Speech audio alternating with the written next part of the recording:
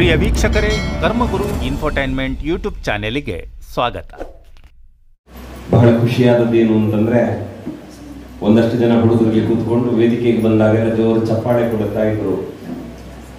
ಇವತ್ತಿನ ಪರಿಸ್ಥಿತಿ ಏನಾಗಿದೆ ಅಂತ ಕೇಳಿದ್ರೆ, ಮೊನ್ನೆ ಒಂದು ಸಭೆಯಲ್ಲಿ ಯಾರು ಒಳ್ಳೆ ಕೆಲಸ ಮಾಡಿದ್ದಾರೆ, ಅವ್ರಿಗೆ ಒಳ್ಳೇದಾಗಲಿ ಅಂತ ಚಪ್ಪಾಳೆ ಕೊಡಿ ಅಂತ ಹೇಳಿದಾಗ ಎರಡು ಕೈಗಳು ಸರಿ ಇದ್ದು ಕೂಡ ಸುಮ್ಮನೆ ಕೈಕಟ್ಟಿ ಕೂತವರನ್ನು ನೋಡಿದೆ.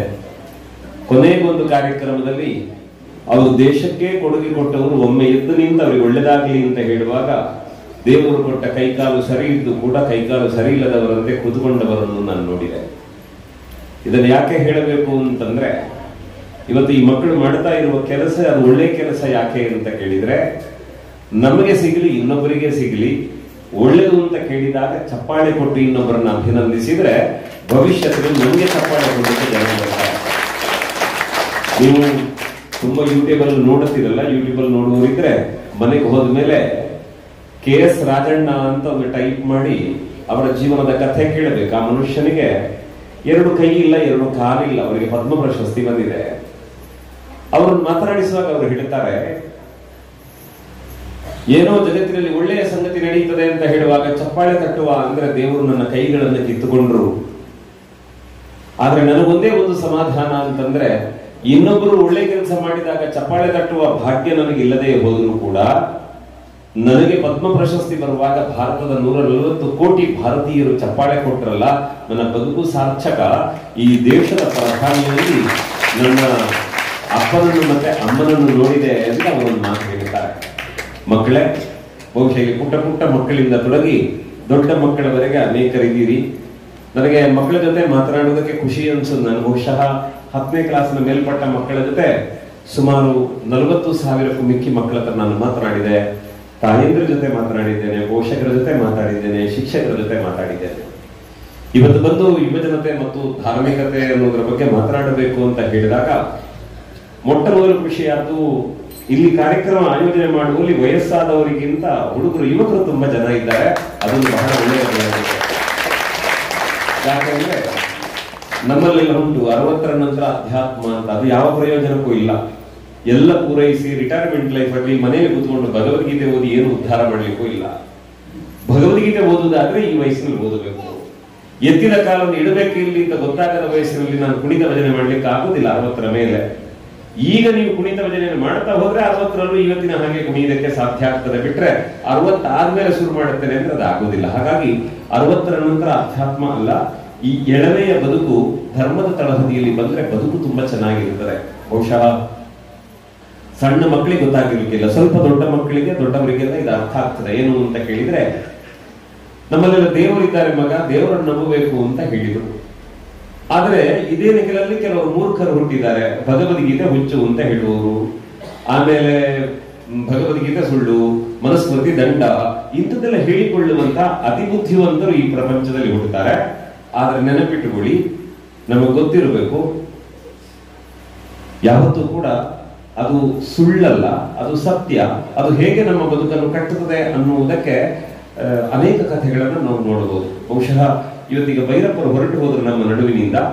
ಎಂಥ ಪುಣ್ಯಾತ್ಮ ಅವರು, ಎಂಥ ತತ್ವಜ್ಞಾನಿ ಆ ಮನುಷ್ಯ. ಇಡೀ ರಾಮಾಯಣ, ಮಹಾಭಾರತ ಮೊದಲಾದಂತಹ ಮಹಾಕಾವ್ಯಗಳನ್ನು ಓದಿ ಅದನ್ನು ಕಾದಂಬರಿಯಾಗಿಸಿ ಈ ಜಗತ್ತಿಗೆ ಕೊಟ್ಟು ಅದರ ಮೌಲ್ಯಗಳನ್ನು ಜಗತ್ತಿಗೆ ಹೇಳಿದಂತಹ ಒಬ್ಬ ಶ್ರೇಷ್ಠ ವ್ಯಕ್ತಿ ಇವತ್ತು ಹೊರಟು ಹೋಗಿದ್ದಾರೆ. ಆದ್ರೆ ಮಕ್ಕಳಿಗೆ ಗೊತ್ತಿರಬೇಕು, ರಾಮಾಯಣ ಮಹಾಭಾರತ ಸುಳ್ಳಲ್ಲ, ಅದು ಕಾಲ್ಪನಿಕ ಕಥೆ ಅಲ್ಲ, ಅದಿತ್ತು, ಅದನ್ನು ಯಾಕೆ ಓದಬೇಕು ಅಂತ. ಬಹುಶಃ ಇವತ್ತು ಯುವಜನತೆಯ ಪರಿಸ್ಥಿತಿ ಎಲ್ಲಿವರೆಗೆ ಬಂದಿದೆ ಅಂದ್ರೆ, ಮಾರ್ಕ್ ಕಡಿಮೆ ಬಂದ ತಕ್ಷಣ ತಲೆಯ ಮೇಲೆ ಪರ್ವತ ಬಿದ್ದವರ ಹಾಗೆ ಮಾಡುದು. ಇನ್ನು ಕೆಲವು ಮಕ್ಕಳೆಲ್ಲ ಸ್ವಲ್ಪ ದೊಡ್ಡವರಾದ್ರೆ ಸಾಕು, ಮಾರ್ಕ್ ಕಡಿಮೆ ಬಂದ್ರೆ ಮರುದಿವಸ ಎಲ್ಲಿದ್ದಾನೆ ಅಂತಲೇ ಗೊತ್ತಿಲ್ಲ, ಊರು ಬಿಟ್ಟು ಓಡಿ ಹೋಗಿರ್ತಾನೆ. ಇನ್ನು ಕೆಲವು ಮಕ್ಕಳು ಬಾವಿ ಎಲ್ಲಿ ಉಂಟು ಅಂತ ಹುಡುಕ್ತಾರೆ. ಇನ್ನು ಕೆಲವು ಮನೆಯಲ್ಲಿ ಮಕ್ಕಳಿಗೆ ಕೋಣೆ ಮಾಡಿ ಕೊಟ್ಟಿದ್ದಾರೆ, ಆದ್ರಿಂದ ಅಷ್ಟು ದಿವಸ ಕೋಣೆಯಲ್ಲಿ ಕೂತವರು ಮಾರ್ಕ್ ಕಡಿಮೆ ಬಂದ ದಿವಸ ಹಗ್ಗ ಎಲ್ಲಿ ಉಂಟು ಅಂತ ಹುಡುಕ್ತಾರೆ. ಇದೆಲ್ಲ ಮಾಡಬೇಕಾದದ್ದು, ಇದೆಲ್ಲ ಬದುಕು. ಮಕ್ಕಳಿಗೆ ಗೊತ್ತಿರ್ಲಿ, ಇವತ್ತಿನ ವೇದಿಕೆಯಲ್ಲಿ ಸನ್ಮಾನ ಮಾಡಿದ್ರಲ್ಲ, ಇವತ್ತು ಮೊದಲ ಬಾರಿಗೆ ಸನ್ಮಾನ ತಗೊಂಡವ್ರು ಯಾರ ಕೈ ಎತ್ತಿ. ಇಷ್ಟು ಸನ್ಮಾನ ಆಯ್ತಲ್ಲ ಇಷ್ಟು ಜನಕ್ಕೆ. ಇವತ್ತು ಫಸ್ಟ್ ಟೈಮ್ ಸನ್ಮಾನ ತಗೊಂಡವ್ರು ಯಾರಿದ್ದೀರಿ? ಇವತ್ತು ಮೊದಲ ಸನ್ಮಾನ ಸಿಕ್ಕಿದ್ದು ನನಗೆ ಅಂತ ಹೇಳುವವರು ಎಲ್ಲ ಮೊದಲು ಸಿಕ್ಕಿದವರೇ? ಹಾಗಾದ್ರೆ ಎಲ್ಲರಿಗೆ ಸನ್ಮಾನ ಆದವರೇ ಆದ್ರೆ ಅದು ಒಳ್ಳೆಯದೇ. ಒಂದಿಬ್ರು ಯಾರೋ ಸನ್ಮಾನಿತರು ಬರಲಿಲ್ಲ, ಅನನುಕೂಲ ಇದ್ದಿರಬಹುದು. ಆದ್ರೆ ಇಲ್ಲಿ ಗಮನಿಸಬೇಕಾದ ಮುಖ್ಯ ಅಂಶ ಏನು ಅಂತಂದ್ರೆ, ಮಕ್ಕಳು ಒಳ್ಳೆಯವರಾದ್ರೆ ಮಕ್ಕಳಿಗೆ ಸನ್ಮಾನ ಆಗುತ್ತದೆ. ಮಾತ್ರ ಅಲ್ಲ, ಮಕ್ಕಳು ಒಳ್ಳೆಯವರಾಗಿ ಮಕ್ಕಳು ಬಾರದಿದ್ರೆ ಮಕ್ಕಳ ಅಪ್ಪ ಅಮ್ಮನಿಗೂ ಸನ್ಮಾನ ಆಗುತ್ತದೆ. ಅಂದ್ರೆ ನಮ್ಮ ಮಕ್ಕಳು ಬೆಳೆಯಬೇಕಾದದ್ದು ಹೇಗೆ ಅಂತ ಕೇಳಿದ್ರೆ, ಮಕ್ಕಳಿಗೆ ಸನ್ಮಾನ ಪಡೆಯುವ ಹಾಗೆ ಬೆಳೆಯಬೇಕು. ಅಲ್ಲದಿದ್ರೆ ಮಕ್ಕಳೇ, ನಿಮ್ಮ ಅಪ್ಪ ಅಮ್ಮನಿಗೆ ಸನ್ಮಾನ ಸಿಕ್ಕುವ ಹಾಗೆ ನೀವು ಬೆಳೆಯಬೇಕು. ಇದು ಒಂದು ನಿಜವಾದ. ಇದನ್ನು ನಿಮ್ಮ ಮುಂದೆ ಯಾಕೆ ಹೇಳುದು ಅಂತಂದ್ರೆ, ನಾನೆಲ್ಲ ನಿಮ್ಮಷ್ಟು ಬುದ್ಧಿವಂತ ಅಲ್ಲ, ಓದುವುದರಲ್ಲಿ ತುಂಬಾ ದಡ್ಡ ನಾನು. ಆದ್ರೆ ಇವತ್ತು ನನಗೆ ಮಾತನಾಡಲಿಕ್ಕೆ ಖುಷಿ ಯಾಕೆ ಅಂತ ಕೇಳಿದ್ರೆ, ನಾವು ಬೆಳೆದಾಗ ಅಪ್ಪ ಅಮ್ಮನಿಗೆ ಹೇಗೆ ಗೌರವ ಸಿಗ್ತದೆ ಅಂತಂದ್ರೆ, ನಾನು ನನ್ನ 14ನೇ ವಯಸ್ಸಲ್ಲಿ ಮೊದಲ ಉಪನ್ಯಾಸ ಮಾಡಿದ್ದು. ನಾನು ಒಂದು ಉತ್ಸವ, ಅಲ್ಲಿ ಯಾರನ್ನು ಧಾರ್ಮಿಕ ಉಪನ್ಯಾಸಕ್ಕೆ ಅಂತ ಕರೆದಿದ್ದಾರೆ. ಅವ್ರು ಬರ್ಲಿಲ್ಲ ಅಂತೆ. ನೀನು ಉಪನ್ಯಾಸ ಮಾಡು ಅಂತ ಹೇಳಿದ್ರು. ಎಂತ ಮಾಡುದು ಅಂತ ಗೊತ್ತಿರಲಿಲ್ಲ. ಹೋಗಿ ಕುರ್ಚಿ ಇಟ್ಟಿದ್ದಾರೆ ಮಧ್ಯದಲ್ಲಿ, ಹೋಗಿ ಭಾಷಣ ಮಾಡಿ. ಆ ದಿವಸ ನಮ್ಮ ಅಮ್ಮ ಬಂದಿದ್ರು. ನಾನು ಭಾಷಣ ಮಾಡಬೇಕಿದ್ರೆ ಅಮ್ಮ ಒಮ್ಮೆ ಆ ಕಡೆಯಿಂದ ಈ ಕಡೆ ಬರುದು, ಈ ಕಡೆಯಿಂದ ಆ ಕಡೆ ಹೋಗುದು. ಯಾಕೆ ಹೋಗ್ತಾರೆ ಅಂತ ಗೊತ್ತಿಲ್ಲ. ನನ್ನ ಕೈ ಬೈಲಿಕ್ಕೆ ಆಗ್ಲಿಲ್ಲ. ಮನೆಗೆ ಬಂದ ಮೇಲೆ ಕೇಳಿದೆ, ಅಲ್ಲ ನೀವು ಸುಮ್ಮನೆ ಒಂದು ಕಡೆ ಕೂತ್ಕೊಳ್ಳೋದು, ಓಡಾಡಿದ್ ಯಾಕೆ ಅಂತ. ಆಗ ಅಮ್ಮ ಏನ್ ಹೇಳಿದ್ರು ಗೊತ್ತಾ, ನೋಡು ಮಗ, ನೀನು ಯಾರು, ನಿನ್ನ ಅಪ್ಪ ಅಮ್ಮ ಯಾರು ಎಲ್ಲ ಹೇಳಿ ನಿನ್ನ ಪರಿಚಯ ಮಾಡಿ ಸ್ಟೇಜಲ್ಲಿ ಕೂರಿಸಿದ್ರು. ನಾನು ಯಾರು ಅಂತ ಯಾರಿಗೂ ಗೊತ್ತಿಲ್ಲ. ಈ ಸುಮ್ಮನೆ ಓಡಾಡೋ ಏನ್ ಮಾಡ್ತಾರೆ, ಅಲ್ಲಿ ಕೂತವ್ರು ಯಾರೋ ಬೈತಿರ್ತಾರೆ. ಆ ಹಿಂಸೆ ಅರ್ಥನೇ ಸರಿ ಇಲ್ವಾ, ಬೈತಾರೆ. ಆ ಗೊತ್ತಿದ್ದವ್ರು ಏನ್ ಹೇಳ್ತಾರೆ ಅಂದ್ರೆ, ಅದು ದಾಮೋದರ ಶರ್ಮಾ ಅಮ್ಮ ಅಂತ ತೋರಿಸ್ತಾರೆ ಮಗ, ಇಷ್ಟು ಸಾಕು ನನಗೆ ಅಂತ ನಮ್ಮ ಅಮ್ಮ ಹೇಳಿದ್ರು ಅವತ್ತು. ಅಂದ್ರೆ ಮಕ್ಕಳು ಅರ್ಥ ಮಾಡಿಕೊಳ್ಳಬೇಕಾದ ಮುಖ್ಯ ವಿಷಯ ಏನು ಅಂತ ಕೇಳಿದ್ರೆ, ಮಕ್ಕಳು ಒಳ್ಳೆಯವರಾಗಿ ಬೆಳೆದಾಗ, ನೀವು ಸಾಧನೆ ಮಾಡಿದಾಗ, ಇಂಥವರ ಅಮ್ಮ ಇಂಥವರ ಅಪ್ಪ ಅಂತ ನಮ್ಮನ್ನು ಸಮಾಜ ಪರಿಚಯಿಸ್ತದಲ್ಲ, ಆ ಮಟ್ಟಕ್ಕೆ ಬೆಳೆಯಬೇಕೇ ವಿನ ಮೊನ್ನೆ ಒಂದು ಕಥೆ ಕೇಳಿದ್ದಾರೆ ಮಕ್ಕಳೆಲ್ಲ. 20ನೇ ವಯಸ್ಸಿಗೆ ಕಾಲೇಜಿಗೆ ಹೋಗುವ ಹುಡುಗಿ ಒಂದು ಮಗುವಿಗೆ ಜನ್ಮ ಕೊಟ್ಲು ಅಂತ. ಇನ್ನೊಬ್ಬ ಹುಡುಗ ಆ ಮಗುವಿನ ಅಪ್ಪ ಅಂತ ಪೇಪರ್ ಅಲ್ಲಿ ಬಂತು. ಆವಾಗಲೂ ಹೇಳ್ತಾರೆ, ಆ ಹುಡುಗಿ ಯಾರು ಅಂದ್ರೆ ಇಂಥವರ ಮಗಳು ಇಂಥವರ ಮಗಳು ಅಂತ. ಅದಲ್ಲ ನಾವು ಆಗಬೇಕಾದ್ದು. ಅಂದ್ರೆ ಜೀವನದಲ್ಲಿ ಒಳ್ಳೆಯ ಕೆಲಸ ಮಾಡಿ ಇಂಥವರ ಮಕ್ಕಳು ಅಂತ ತೋರಿಸಿಕೊಳ್ಳಬೇಕೇ ವಿನ ತಪ್ಪು ಕೆಲಸ ಮಾಡಿ ಇಂಥವರು ಅಂತ ತೋರಿಸಿಕೊಳ್ಳುವುದಲ್ಲ. ಇಲ್ಲಿ ಖುಷಿಯಾದದ್ದು ಏನು ಅಂತಂದ್ರೆ, ಬಹುಶಃ ಇಂಥದ್ದೊಂದಿಷ್ಟು ಧಾರ್ಮಿಕ ಕಾರ್ಯಕ್ರಮ ಮಾಡುವುದು, ಈ ಮಕ್ಕಳಿಗೆ ಸನ್ಮಾನ ಮಾಡುವುದು, ಇದೆಲ್ಲ ಮಾಡುವುದಕ್ಕಿಂತ ಇದರ ಮಾಡಿ ತೆಗೆದೆಲ್ಲ ಸ್ಲ್ಯಾಬ್ ಹಾಕಬಹುದು. ಅವರು ಅದನ್ನು ಮಾಡಲಿಲ್ಲ. ಯಾಕೆ ಮಾಡಲಿಲ್ಲ ಅಂದ್ರೆ, ನಮ್ಮ ಕಾರ್ಯಕ್ರಮಕ್ಕೆ ಈ ವ್ಯವಸ್ಥೆ ಸದ್ಯಕ್ಕೆ ಸಾಕು. ಈ ಬಿಲ್ಡಿಂಗ್ ಕಟ್ಟುವುದಕ್ಕಿಂತ ನಮ್ಮ ಮಕ್ಕಳ ಭವಿಷ್ಯ ಕಟ್ಟಿದ್ರೆ ನಾಳೆ ಅವರು ಇದನ್ನು ಚೆನ್ನಾಗಿ ಮಾಡ್ತಾರೆ ಅಂತ ನೀವು ಹಾಗಾಗಿ ಜೀವನದಲ್ಲಿ ನೀವು ಎಷ್ಟು ಬೇಕಾದರೂ ಶ್ರೀಮಂತರಾಗಿ, ಎಷ್ಟು ಬೇಕಾದರೂ ಕರೀರಿ, ಎಷ್ಟು ದೊಡ್ಡವರು ಬೇಕಾದರೂ ಆಗಿ, ಭಜನೆಯನ್ನು ಮಾತ್ರ ಬಿಡಬೇಡಿ. ಯಾಕೆ ಅಂದ್ರೆ, ಇವತ್ತು ನೀವು ಮಲ್ಪೆ ಬೀಚ್ಗೆ ಎಷ್ಟು ಜನ ಹೋಗಿದ್ದೀರಿ ಮಕ್ಕಳಿಗೆ? ಮಲ್ಪೆ ಬೀಚ್ ಹತ್ರ ಹೋದವರು ಎಷ್ಟು ಜನ? ಕೈ ಎತ್ತಿ, ತೊಂದರೆ ಇಲ್ಲ, ಧೈರ್ಯದಲ್ಲಿ ಕೈ ಎತ್ತುವುದು ಏನು ತೊಂದರೆ ಇಲ್ಲ. ತುಂಬಾ ಜನ ಮಲ್ಪೆ ಬೀಚಿಗೆ ಹೋಗಿದ್ದೀರಿ, ಸರಿ. ಅಲ್ಲಿ ಹೋಗಿ ನೀರಲ್ಲೆಲ್ಲ ಆಟ ಆಡಿ ಬಂದಿರ್ಬೋದು ನೀವು. ಆದ್ರೆ ನೀರಲ್ಲಿ ಆಟ ಆಡ್ತಾ ಕೈ ಕೆಳಗೆ ಬಿಡಿ ಮಕ್ಕಳೇ. ಒಮ್ಮೆ ನೀವು ಹಿಂತಿರುಗಿ ನೋಡಿದ್ರೆ ಅಲ್ಲಿ ಸಾಲಿಗೆ ಭಜನಾ ಮಂದಿರ ಉಂಟು. ಆವಾಗ ಮೀನುಗಾರರು ಏನು ಮಾಡ್ತಿದ್ದದ್ದು ಗೊತ್ತಾ, ಎಲ್ಲ ಮೀನುಗಾರಿಕೆ ಮಾಡಿ ಬಂದು ಸಾಯಂಕಾಲ ಬಂದು ಕೂತ್ಕೊಳ್ಳುವಾಗ ದೇಹ ಆಯಾಸ ಆಗ್ತದೆ, ಯಾರ್ದೋ ಸುಖ ಕಷ್ಟ ಮಾತಾಡಬೇಕು, ಅದಕ್ಕೆ ಸುಮ್ಮನೆ ಏನೋ ಕಾಲಹರಣ ಮಾಡೋದು ಬೇಡ ಅಂತ ಸಮುದ್ರದ ಬದಿಯಲ್ಲಿ ಸಾಲು ಭಜನಾ ಮಂದಿರಗಳನ್ನು ಕಟ್ಟಿದ್ದಾರೆ. ಹಾಗಾಗಿ ಸಂಜೆ ಬಂದವರು ದೇವರಿಗೆ ಧನ್ಯವಾದ ಹೇಳಿ ಒಂದು ಭಜನೆ ಮಾಡಿ ಅವರ ನೆಮ್ಮದಿಯ ಬದುಕನ್ನು ಕಟ್ಟಿಕೊಳ್ತಾ ಇದ್ರು. ಹಾಗೆ ಆ ಭಜನೆಯನ್ನು ಕಟ್ಟಿಕೊಂಡು ಬಂದಂತ ಆವತ್ತು ಮಾಡಿದ, ಅಂದ್ರೆ ಆವಾಗೆಲ್ಲ ಮುಳಿ ಹುಲ್ಲಿನ ಇದು ಭಜನಾ ಮಂದಿರಗಳಿದ್ದದ್ದು, ಇವತ್ತು ಬೆಳೆದು ಅದು ದೊಡ್ಡ ದೇವಸ್ಥಾನ ಆಗಿ ಸಾವಿರ ಜನ ಅಲ್ಲಿ ಹೋಗಿ ಬರುವಂತಹ ಕಾರ್ಯಕ್ರಮ ನಡೆಯುತ್ತದೆ. ನಿಮ್ಮ ಹಾಗೆ ಅನೇಕ ವಿದ್ಯಾರ್ಥಿಗಳಿಗೆ ಪ್ರತಿಭಾ ಪುರಸ್ಕಾರ ಮಾಡೋದು, ಬಡವರಿಗೆ ಉಪಕಾರ ಮಾಡೋದು, ಇಂಥದ್ದೆಲ್ಲ ಕೆಲಸವನ್ನು ಅವರು ಮಾಡುತ್ತಾ ಬಂದಿದ್ದಾರೆ. ಹಾಗಾದ್ರೆ ಇವತ್ತು ಇಲ್ಲಿ ಸನ್ಮಾನ ಮಾಡಿದ್ರಲ್ಲ, ಅವ್ರು ಮಾತ್ರ ಬುದ್ಧಿವಂತರಲ್ಲ, ನನಗೆಲ್ಲ ಸನ್ಮಾನ ಇಲ್ವಾ ಅಂತ ಕೇಳಿದ್ರೆ, ಅದು ಯಾಕೆ ಸನ್ಮಾನ ಮಾಡಿದ್ದು ಅಂದ್ರೆ, ಮಕ್ಕಳೇ ನೀವು ಚೆನ್ನಾಗಿ ಅವರ ಹಾಗೆ ಓದಿದ್ರೆ ಮುಂದೊಂದು ದಿವಸ ನಿಮಗೂ ಸನ್ಮಾನ ಆಗ್ತದೆ. ಹಾಗಾಗಿ ನೀವು ಚೆನ್ನಾಗಿ ಓದಬೇಕು ಅಂತ ನಿಮ್ಗೆ ತೋರಿಸ್ಲಿಕ್ಕೆ ಮಾಡಿದ್ದೇ ಹೊರತು ಅವ್ರು ಮಾತ್ರ ಬುದ್ಧಿವಂತರು, ನೀವು ಪ್ರಯೋಜನ ಇಲ್ಲ ಅಂತ ಅರ್ಥ ಅಲ್ಲ. ಹಾಗಾಗಿ ಇದೆಲ್ಲ ನಮ್ಮ ಗಮನದಲ್ಲಿ ಇಟ್ಟುಕೊಳ್ಬೇಕು. ಮತ್ತೆ ನನಗೆ ತುಂಬಾ ಖುಷಿ ಅನಿಸಿತ್ತು, ಪುಟ್ಟ ಮಕ್ಕಳಲ್ಲಿ ಭಜನೆ ಮಾಡಬೇಕಿದ್ರೆ ಆ ಮಕ್ಕಳ ಕಾಲು ನೋಡ್ಬೇಕು, ಅದೊಂಥರ ದೇವರ ಪಾದದ ಹಾಗೆ ಬಹಳ ಚಂದ. ನಾನೊಂದು ಮಾತೃವಂದನದ ಕಾರ್ಯಕ್ರಮದಲ್ಲಿ ಹೇಳಿದ್ದೆ, ಮಕ್ಕಳಿಗೆ ಒಬ್ಬ ನೋಡಿ, ಇದು ಜೀವನದಲ್ಲಿ ನಾವು ಅನುಭವಿಸ್ತೇವೆ ತುಂಬಾ ಬಾರಿ. ಒಬ್ಬ ಗಂಡಸಾದವನಿಗೆ ತುಂಬಾ ನೆಮ್ಮದಿ ಕೊಡುವ ಜಾಗ ಯಾವುದು ಅಂತ ಕೇಳಿದ್ರೆ ಅದು ಅಮ್ಮನ ಮಡಿಲು. ಆಮೇಲೆ ನಾವು ಸಾಂಸಾರಿಕ ಬದುಕಿಗೆ ಬರುತ್ತೇವೆ. ಆದ್ರೆ ಮತ್ತೆ ಅಮ್ಮನ ಮಡಿಲಲ್ಲಿ ಮಲಗಿದಂಥದ್ದೇ ಸುಖ ಸಿಕ್ಕುವುದು ಎಲ್ಲಿ ಅಂತ ಕೇಳಿದ್ರೆ, ತನ್ನ ಪುಟ್ಟ ಮಗಳನ್ನು ಕೂರಿಸಿಕೊಂಡು ಅವಳ ತೊಡೆಯ ಮೇಲೆ ತಲೆ ಇಟ್ಟು ಮಲಗಿ ಅವಳ ಕಾಲಲ್ಲಿರುವ ಗೆಜ್ಜೆಯ ಸದ್ದನ್ನು ಕೇಳುತ್ತಾ ಕೇಳುತ್ತಾ ಆ ಪಾದಗಳನ್ನು ನೋಡಿದಾಗ ಒಬ್ಬ ಅಪ್ಪನಿಗೆ ಸಿಕ್ಕುವ ಸುಖ ಉಂಟಲ್ಲ, ಅದು ಜಗತ್ತಿನಲ್ಲಿ ಬೇರೆ ಎಲ್ಲಿ ಸಿಗ್ಲಿಕ್ಕೂ ಸಾಧ್ಯ ಇಲ್ಲ. ಅಂಥದ್ದೊಂದು ಸೌಭಾಗ್ಯವನ್ನು ದೇವರು ಹೆಣ್ಣು ಮಕ್ಕಳಿಗೆ ಕೊಟ್ಟಿರ್ತಾರೆ. ಇಲ್ಲಿ ತುಂಬಾ ಜನ ಹೆಣ್ಮಕ್ಳಿದ್ದೀರಿ, ಒಂದು ಗಮನಿಸಬೇಕು, ಯಾವಾಗಲೂ ಹುಡುಗಿಯರು ಹೆಣ್ಮಕ್ಳು ಅಂತ ಬದಿಗಾಲಿದ್ದಾರೆ. ಹಾಗೇನಿಲ್ಲ. ಯಾಕೆ ಅಂದ್ರೆ ನೀವು ಸರಿಯಾಗಿ ಯೋಚನೆ ಮಾಡಿದ್ರೆ ಒಬ್ಬ ದೊಡ್ಡ ಸಾಧನೆ ಮಾಡಿದ ಗಂಡಸು ಅವನನ್ನು ಹೆತ್ತದ್ದು ಒಬ್ಬ ಆಕೆ ಹೆಣ್ಣು, ಅವನ ಓಡ ಹುಟ್ಟಿದಂತ ಅಕ್ಕ ತಂಗಿಯಂದಿರು ಹೆಣ್ಣು, ನಾವು ಪೂಜೆ ಮಾಡುವ ದೇವರು ಹೆಣ್ಣು, ಹರಿಯುವ ನದಿಗಿರುವುದು ದೇವರ ಹೆಣ್ಣಿನ ಹೆಸರು. ಎಲ್ಲಕ್ಕಿಂತ ಮಿಗಿಲಾದ ನಾವು ನಿಂತಹ ಭೂಮಿಯನ್ನು ಅಮ್ಮ ಅಂತ ಕರೆದು ನಾವು ನೋಡುತ್ತೇವೆ. ಹಾಗಾದ್ರೆ ಈ ಹೆಣ್ಣು ಮಕ್ಕಳ ಬದುಕಿನ ಕಥೆ ಏನು ಅಂತ ಇಲ್ಲಿ ಸ್ವಲ್ಪ ಹೈಸ್ಕೂಲ್ ಕಾಲೇಜಿಗೆ ಹೋಗುವ ಮಕ್ಕಳಿದ್ರೆ ಗಮನಿಸಬೇಕು. ಏನು ಅಂತಂದ್ರೆ ಮಕ್ಕಳೇ, ಈಗೆಲ್ಲ ಶುರುವಾಗಿದೆ. ಸಾಧಾರಣ ಒಂದು 7ನೇ ಕ್ಲಾಸ್ 8ನೇ ಕ್ಲಾಸಿಗೆ ಹೋಗುವಾಗ ಅಲ್ಲೆಲ್ಲೋ ನಮ್ಮಂತೆ ಮತ್ತಿನ್ನೇನೋ ಮಾತುಕತೆ ಅಂತೆ.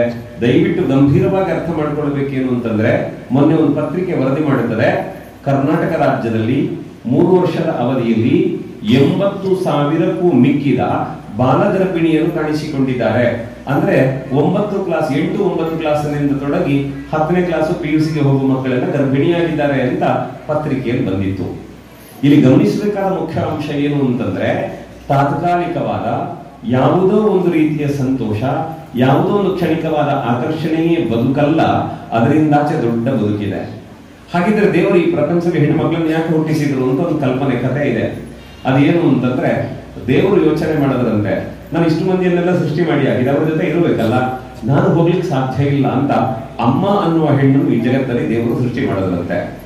ಅಮ್ಮ ಮಕ್ಕಳನ್ನು ನೋಡ್ತಾ ನೋಡ್ತಾ ನೋಡ್ತಾ ಬರ್ತಾರೆ, ಸಾಕ್ತಾ ಅಮ್ಮನಿಗೆ ವಯಸ್ಸಾಗುವಾಗ ಆಲೋಚನೆ ಮಾಡೋದಂತೆ, ನಾನು ಇಷ್ಟವರೆಗೆ ನನ್ನ ಮಗನನ್ನು ತುಂಬಾ ಚೆನ್ನಾಗಿ ನೋಡ್ಕೊಂಡೆ, ಅಮ್ಮ ಮತ್ತೆ ಅವರಿಗೆ ಆ ಪ್ರೀತಿ ಸಿಗಬೇಕಲ್ಲ, ಅದಕ್ಕೋಸ್ಕರ ಪ್ರಾಯಪ್ರಬುದ್ಧನಾದ ಮಗನಿಗೆ ಹೆಂಡತಿ ಅನ್ನುವ ಹೆಣ್ಣನ್ನು ಜೊತೆ ಮಾಡಿ ಅವನು ಚೆನ್ನಾಗಿರುವಾಗ ನೋಡ್ಕೊಳ್ತಾರಂತೆ. ಹಾಗಾಗಿ ಹೆಂಡತಿ ಅಂತಂದ್ರೆ ಮನೆಯಲ್ಲಿ ಕೆಲಸಕ್ಕೆ ಜನ ಇಲ್ಲದೆ ಬಂದವಳಲ್ಲ. ಹೆಂಡತಿ ಅಂದ್ರೆ 2ನೆಯ ತಾಯಿ. ಹೆಂಡತಿ ಅಂದ್ರೆ ಗುರು, ಹೆಂಡತಿ ಅಂದ್ರೆ ನೆನಪು, ಹೆಂಡತಿ ಅಂದ್ರೆ ಧೈರ್ಯ, ಹೆಂಡತಿ ಅಂದ್ರೆ ಗೆಳೆತನ. ಹೀಗೆ ಹೆಂಡತಿಯ ಜೊತೆ ಬದುಕು ಜೀವನ ಮಾಡ್ತಾ ಮಾಡ್ತಾ ಬರ್ತಾನೆ. ಕೊನೆಗೆ ಹೆಂಡತಿಗೆ ಅನ್ನಿಸ್ತದಂತೆ, ಇಷ್ಟು ವರ್ಷ ಜೀವನ ಮಾಡ್ತಾ ಬಂದೆವು, ನನ್ನ ಯಜಮಾನರಿಗೆ ಇನ್ನೂ ಸಂತೋಷ ಕೊಡೋರು ಯಾರೆಲ್ಲ ಬೇಕಲ್ಲ ಅನ್ನೋ ಕಾರಣಕ್ಕೆ ಮಗಳು ಅನ್ನುವ ಹೆಣ್ಣನ್ನು ತಂದೆಗೆ ಜೊತೆ ಮಾಡಿ ಬಿಡ್ತಾಳಂತೆ. ಅದಕ್ಕೆ ನಾನು ಆಗ ಹೇಳಿದ್ದು, ಹೆಣ್ಣು ಮಕ್ಕಳಿಗೆ ಗೊತ್ತಿರಬೇಕಾದ ಮುಖ್ಯ ವಿಷಯ ಏನು ಅಂತಂದ್ರೆ, ನೀವು ಸುಮ್ಮನೆ ಇನ್ನೇನು ಕೀಟ್ಲೆ ಮಾಡ್ಲಿಕ್ಕೆ, ಸುಮ್ಮನೆ ಅಪ್ಪ ಅಮ್ಮನಿಗೆ ಗೊತ್ತಿಲ್ಲದಾಗ ತಪ್ಪು ಮಾಡ್ಲಿಕ್ಕೆ, ಅಥವಾ ಮನೆಯಲ್ಲಿ ನಿದ್ರೆ ಮಾಡ್ಲಿಕ್ಕೆ, ಕೋಣೆಯಲ್ಲಿ ಬಾಗಿಲು ಹಾಕೊಂಡು ಮೊಬೈಲ್ ನೋಡ್ಲಿಕ್ಕೆ ಹುಟ್ಟಿದ್ದಲ್ಲ ಮಕ್ಕಳೇ. ನೀವು ಯಾಕೆ ಹುಟ್ಟಿದ್ದೀರಿ ಅಂತಂದ್ರೆ, ನಿಮ್ಮ ಅಪ್ಪನಿಗೆ ನಿಮ್ಮ ಅಜ್ಜಿ ಯಾವ ಸಂತೋಷವನ್ನು ಕೊಟ್ಟರೋ ಆ ಸಂತೋಷವನ್ನು ಕೊಡುವುದಕ್ಕೆ ಮಕ್ಕಳಾಗಿ ನೀವು ಹುಟ್ಟಿದ್ದೀರಿ. ಮಾತ್ರ ಅಲ್ಲ, ಇಂತಹ ಕಾರ್ಯಕ್ರಮಗಳಿಗೆ ನೀವು ಬರಬೇಕು. ಯಾಕೆ ಅಂತ ಕೇಳಿದ್ರೆ, ನಿಮಗೊಂದು ಗೊತ್ತಿರಲಿ, ಜೀವನದ ಪ್ರತಿಯೊಂದು ಹೆಜ್ಜೆಯನ್ನು ಇಡುವಾಗಲೂ ಕೂಡ ನಮ್ಮನ್ನು ದೇವರು ನೋಡುತ್ತಾರೆ, ನಮ್ಮನ್ನು ದೇವರು ಕಾಯ್ತಾರೆ ಅನ್ನುವಂತಹ ಒಂದು ಎಚ್ಚರ ಇದ್ರೆ ಜೀವನದಲ್ಲಿ ಮನುಷ್ಯ ತಪ್ಪು ಮಾಡುವುದಿಲ್ಲ. ಇದನ್ನೆಲ್ಲ ಯಾಕೆ ಹೇಳುದು ಅಂತಂದ್ರೆ, ನಾವೆಲ್ಲ ನಿಮ್ಮ ವಯಸ್ಸು ದಾಟಿ ಬಂದವರೇ. ನಾನು ನನ್ನ 13-14ನೇ ವಯಸ್ಸಿಗೆ ನಾನು ನನ್ನ ಊರು ಬಿಟ್ಟಿದ್ದೇನೆ. ಬಿಟ್ಟು ಇನ್ನು ನಮ್ಮ ಗುರುಗಳ ಮನೆಯಲ್ಲಿ ನಾನು ಜೀವನ ಮಾಡ್ಲಿಕ್ಕೆ ಆರಂಭ ಮಾಡಿದ್ದೇನೆ. ಆ ಸುದೀರ್ಘವಾದಂತಹ ಜೀವನದಲ್ಲಿ ನಾವೆಲ್ಲ ಊರು ಬಿಟ್ಟು ಹೋಗಿದ್ದೇವೆ. ನಮ್ಮನ್ನು ಕೇಳುವರಿಲ್ಲ, ಹೇಳುವರಿಲ್ಲ, ಇಂಥ ಹುಚ್ಚೆಲ್ಲ ಬರ್ತದೆ. ಅಪ್ಪ ಅಮ್ಮ ಒಂದ್ ಕಡೆ, ಪಾಠ ಮಾಡಿದವರು ಒಂದ್ ಕಡೆ. ಆದ್ರೆ ಆಗ ನಾವು ಯಾಕೆ ಸರಿಯಾಗಿ ಇವತ್ತಿನವರೆಗೆ ಬದುಕಿ ಬಂದೆವು ಅಂತಂದ್ರೆ, ನಮಗಿದ್ದದ್ದು ಒಂದೇ, ನಮ್ಮನ್ನು ನೋಡ್ಕೊಳ್ಳುವುದಕ್ಕೆ ದೇವರಿದ್ದಾರೆ ಅಂತ. ಆ ಎಚ್ಚರ ಎಲ್ಲಿವರೆಗೆ ಇರುತ್ತದೆ ಅಲ್ಲಿವರೆಗೆ ನಾವು ಜೀವನದಲ್ಲಿ ದಾರಿ ತಪ್ಪುವುದಿಲ್ಲ. ದೇವರು ನಮ್ಮನ್ನು ಹೇಗೆ ನೋಡಿಕೊಳ್ಳುತ್ತಾನೆ ಅಂತ ಹೇಳುವುದಕ್ಕೆ ಒಂದು ಸುಂದರವಾದ 2 ಕಥೆಗಳಿವೆ. ನೀವು ಕೇಳಿರಬಹುದು, ಆದ್ರೆ ನೆನಪಿಸ್ತೇನೆ. ಒಂದ್ ದಿವಸ ಹೀಗಿದ್ದೆ ಒಂದು ಪ್ರಾರ್ಥನಾ ಮಂದಿರ. ಅಲ್ಲಿ ಒಬ್ಬ ಹೋಗಿ ದೇವಿ ಹತ್ರ ಹೇಳಿದ್ನಂತೆ, ಅಮ್ಮ ನಾನು ನಿಮ್ಗೆ ತುಂಬಾ ಕೈ ಮುಗಿತೇನೆ, ನನಗೆ ಕಷ್ಟ ಬರುವಾಗ ನೀನು ಬರುವುದೇ ಇಲ್ಲವಲ್ಲ. ದೇವರು ಹೇಳಿದ್ರಂತೆ, ಇಲ್ಲ ಮಗ, ನಾನು ನಿನ್ನೊಟ್ಟಿಗೆ ಇದ್ದೆ. ಅಲ್ಲ, ನೀನು ಇದ್ದೆ ಅನ್ನೋದಕ್ಕೆ ಸಾಕ್ಷಿ ಏನು ಅಂತ ದೇವರು ಹೇಳಿದ್ರಂತೆ, ನನ್ನ ಹೆಜ್ಜೆ ಗುರುತು ಇರ್ತದೆ ನೋಡು ಅಂತ. ಇನ್ನು ಖುಷಿ ಆಯ್ತು. ಮರು ದಿವಸ ಇದ್ದ ಹೋಗಿ ತಿರುಗಿ ನೋಡ್ತಾರೆ, ದೇವರ ಹೆಜ್ಜೆ ಉಂಟು, ದೇವರಿದ್ದಾರೆ ಅಂತ ಖುಷಿ ಆಯ್ತು. ಹೀಗೆ ತುಂಬಾ ದಿವಸ ಹೋಗುವಾಗ ಅವ್ರಿಗೆ ತುಂಬಾ ಕಷ್ಟ ಬಂತಂತೆ. ಕಷ್ಟ ಬಂದು ಏನ್ ಮಾಡುದು ಅಂತ ಗೊತ್ತಾಗುದಿಲ್ಲ ಅಂತ ತಿರುಗಿ ನೋಡ್ತಾನೆ, ಇವನಿಗೆ ದೇವರ ಹೆಜ್ಜೆ ಕಾಣುದಿಲ್ಲ, ಇವನ ಹೆಜ್ಜೆ ಮಾತ್ರ, ದೇವರ ಹೆಜ್ಜೆ ಇಲ್ಲ. ಮತ್ತೆ ವಾಪಸ್ ಬಂದಂತೆ ಬಂದು ದೇವರ ಜೋರು ಆಡೋದಕ್ಕೆ ಆರಂಭ ಮಾಡಿದ್ರೆ ದೇವರು ಕೇಳಿದ್ರಂತೆ, ಏನಾಯ್ತು ಮಗ ಅಂತ. ಆಗ ಹೇಳಿದ್ರಂತೆ, ನೀವು ಬರ್ತೇನೆ ಅಂತ ಹೇಳಿದ್ರಿ, ನಿನ್ನೆ ನೋಡಿದ್ರೆ ನಿಮ್ಮ ಹೆಜ್ಜೆ ಇಲ್ಲ, ಯಾಕೆ ಮೋಸ ಮಾಡಿದ್ರಿ ಅಂತ ಕೇಳುವಾಗ ದೇವರು ಹೇಳಿದ್ರಂತೆ, ನಾನು ಬಾರದೆ ಇದ್ದದಲ್ಲ ಮಗ, ನಿನ್ನೆ ನೀನು ಅಂದುಕೊಂಡೆ ನನ್ನ ಹೆಜ್ಜೆ ಗುರುತಿಲ್ಲ ನಿನ್ನದಿರುವುದು ಅಂತ.